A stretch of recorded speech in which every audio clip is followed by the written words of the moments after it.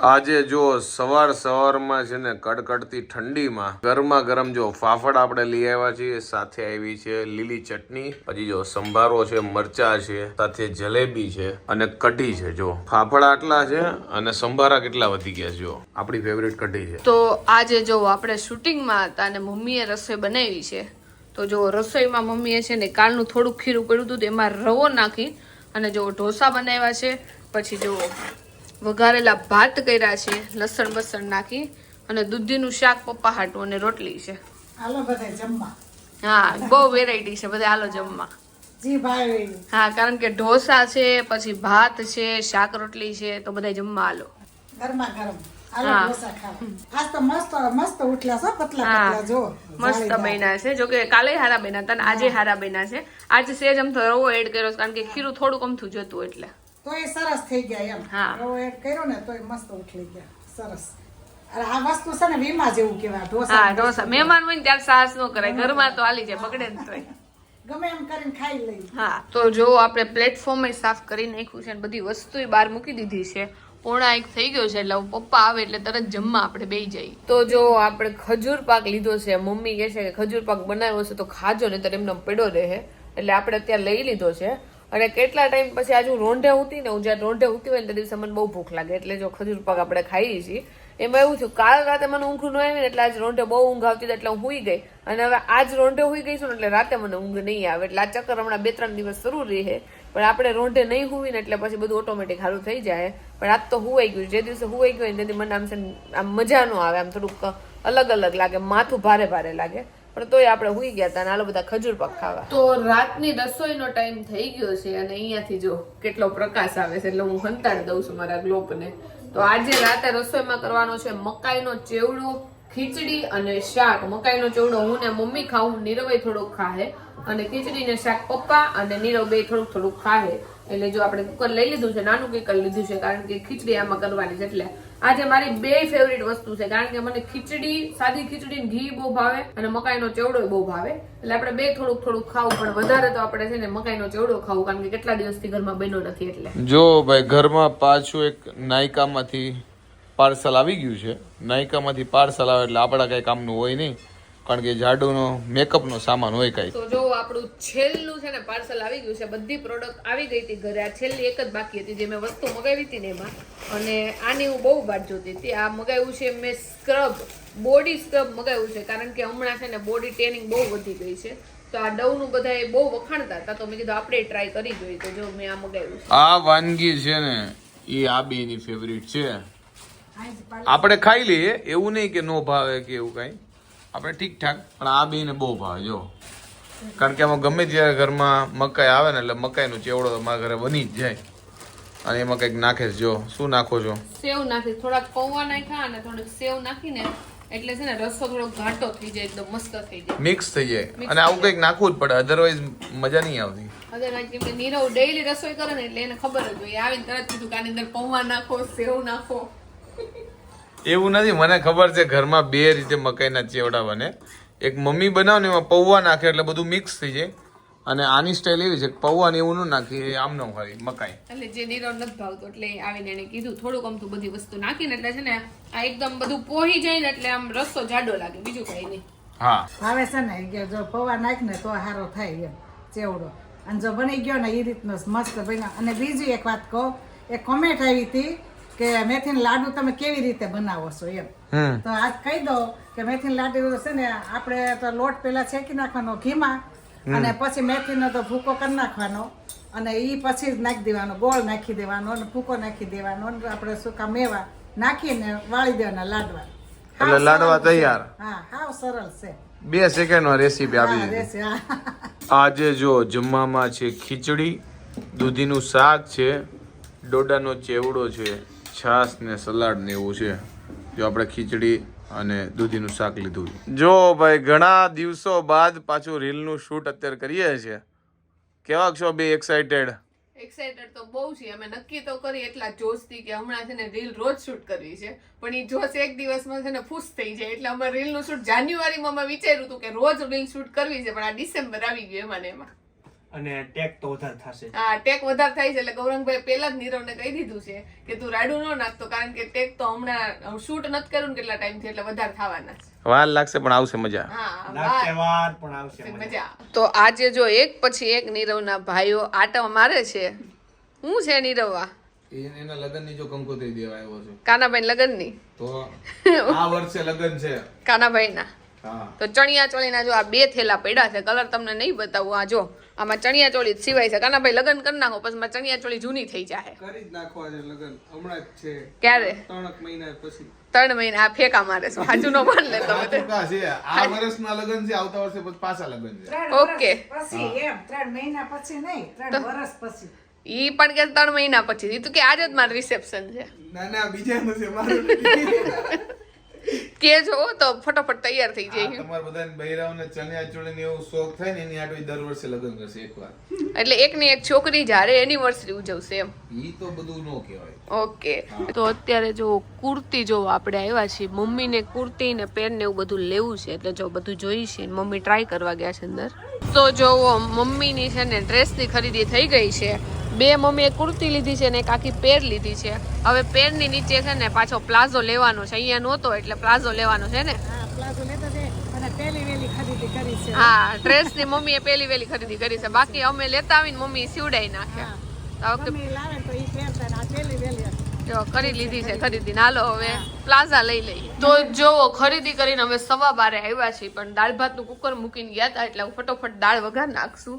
અને પ્લાઝા અમે બહુ ગોઈતા પણ મળ્યા નહીં એટલે છેલ્લે મેં ઓનલાઈન ઓર્ડર કર્યા છે. હવે જેવા આવે એવા. કા મમ્મી? હા એક તો જો આ મમ્મી આખી પેર લીધી છે અને આ 2 છે ને કુર્તી લીધી છે. આ ઓરેન્જ કુર્તી બહુ મસ્ત લાગે છે. અત્યારે ઓરેન્જ કલર ટ્રેન્ડિંગમાં છે. મેં હોતન પહેરી હતી ઓલા પણ શું કહેવાય બેસતા વર્ષમાં.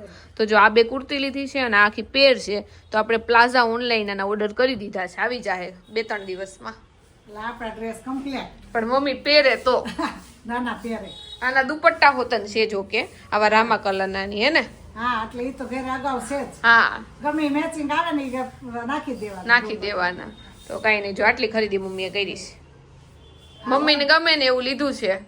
મને અલગ ગમે મમ્મીને અલગ ગમે હે ને. આ મને છે ને બધા લાઈટ આમ ઘાટા કલર ગમે. ઘાટા કલર તો મને ગમે પણ મમ્મીને થોડીક ઓલી ડિઝાઇન ગમે. મને હાવ સિમ્પલ હોય ને એવું ગમે કારણ કે મમ્મી પ્રસંગમાં નથી પહેરવાના. આમ ફરવા જાય ક્યાંક બહાર જાય ત્યારે જ પહેરવાના.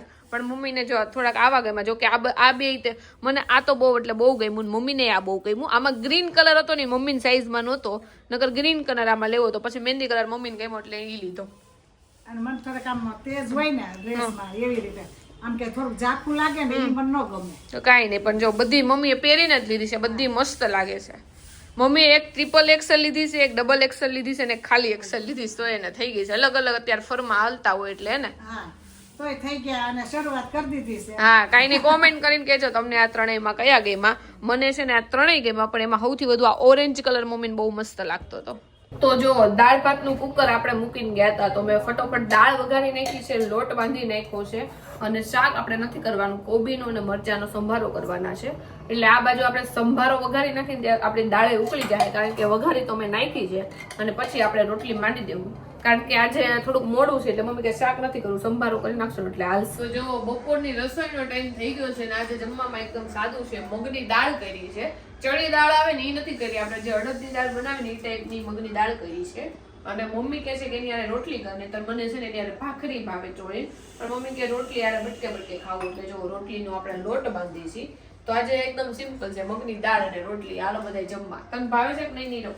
ભાવે ને અને મને રોટલી પણ હાલે અને ભાખરી પણ હાલે પણ વધારે ભાખરી ભાવે.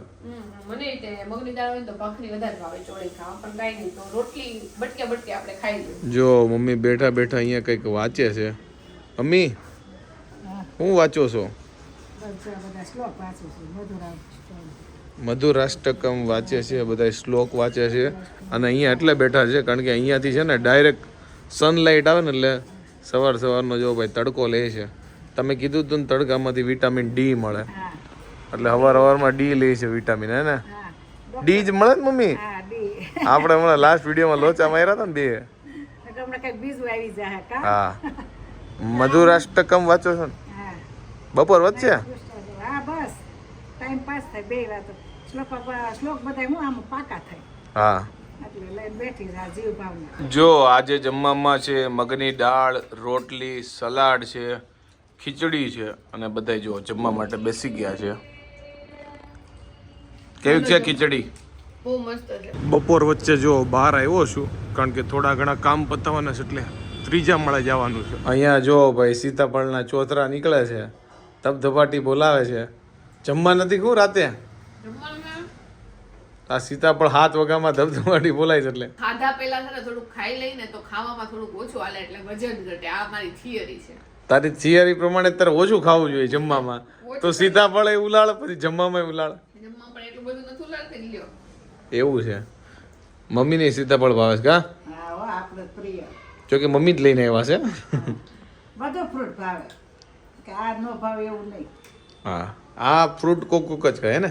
મને ફ્રૂટ બધાય ભાવે પણ હું ખાતી નથી. આજ ખબર નહીં મને ઈચ્છા થઈ ગઈ એટલે મેં સીતાફળ લીધું. બાકી હું ફ્રૂટ લઈને કદાચ હું રાખું ને તોય તો હું ભૂલી જાઉં ખાવાનું, નથી ખાતી. આવા માણસો તમે નહીં જોયા હોય કે જે ડીશ ભરી ભરીને મુખવાસ ખાતા હોય. જો ભાઈ લોકો મુખવાસ હાથમાં લેતા હોય, આ ડીશ ભરીને ખાય છે.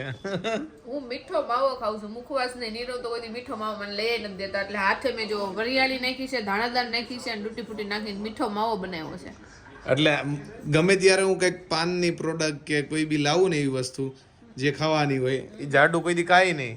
એટલે હું કોઈ દી માવો લાવતો નથી હે ને. અને તારે ખાવો 135 વાળો લેતો તમાકુ વાળો. 135 વાળો નથી ખાતા અને પાન ખાવા નીરવ જાય ને તો મારે પાન ત્યારે ન ખાવું હોય અને મને એ પાન બહુ મોટું લાગે એટલે મને ઘરે આવી રીતે જો બધી વસ્તુ પડી છે ને તો એ બનાવીને ખાવાની મજા આવે.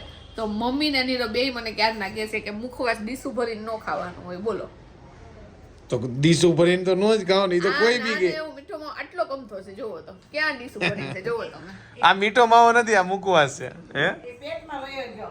આ તો ખાલી સેમ્પલ સેલે એટલો વયો છે. હા, 1.5 કિલો પેટમાં વયો ગયો. એટલો તો નથી જ ખાધો અને ખાધો હોય તોય વાંધો નહીં. મોઢું મારું છે, પેટ મારું છે. અમને તો કાંઈ વાંધો નથી પણ આ તો ખાલી મુખવાસ ખા એટલે કે છે. ખાવાની વાત નથી કે કાંઈ નાય નથી પણ આ રીત કઈ રીતે મુખવાસ કેટલો જ ખાવાનો હોય એવું ન હોય મમ્મી, અમુક માણસ છે ને જડ હોય ખાવા. એને ખબર ન પડે હું ખાવું હું નહીં. તમે જોવો લો આ કેટલો મારા ઉપર અત્યાચાર કરે છે. બે માં દીકરો આમ જો મને ખાવા નથી દેતા. વાહ, હું નથી રોતી તોય હું ખાઈશ. તો રોજ મારા પાર્સલ આવે છે ને આજ જોવો નીરવનું પાર્સલ આવી ગયું છે. હું મગાવ્યું છે નીરવ? મેં હાથમાં પહેરવા કડું મગાવ્યું છે. કેટલા દિવસથી કઈ ફેશન નથી કરી. આ હું કહી દઉં કે આ છે ને ડ્રાયર મૂકવા માટેનું સ્ટેન્ડ લાગે છે.